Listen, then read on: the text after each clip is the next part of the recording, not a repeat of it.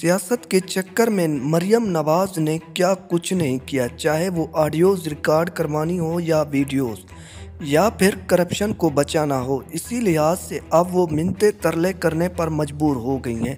آخر ایسی بھی کیا مجبوری تھی؟ سب سے پہلے آپ کو بتاتے چلیں کہ مریم نواز نے جمیمہ خان سے یہ درخواست کی ہے کہ وہ عمران خان کو یہ بات سمجھائیں کہ پاکستان میں الیکشنز نہ کروائے جائیں، تاکہ پی ڈی ایم کو وقت مل سکے اور وہ اپنی کرپشن اور اپنے معاملات چھپا سکے۔ لیکن جمیمہ خان نے مریم نواز کو منہ توڑ جواب دیا اور کہا کہ میں پاکستان کے معاملات میں کس طرح سے مداخلت کر سکتی ہوں، جبکہ میں پاکستانی شہری بھی نہیں ہوں۔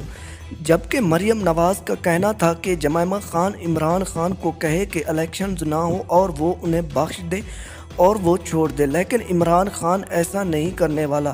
اس کے باوجود بھی مریم نواز منتیں کرتی رہی، لیکن جمیمہ خان نے ایک بھی نہ سنی اور کہا کہ مجھے تمہارا وہ وقت یاد ہے جب تم نے میرے خلاف کمپینز چلوائی تھی اور میرے خلاف بیان دیے تھے، مجھے آج بھی وہ وقت یاد ہے۔ لیکن جمیمہ خان نے بھی کہا کہ میں تمہاری کوئی بات نہیں مانوں گی اور نہ ہی میں ایسا کچھ کروں گی تاکہ پاکستان کو نقصان پہنچے۔ Thanks for watching. اللہ حافظ۔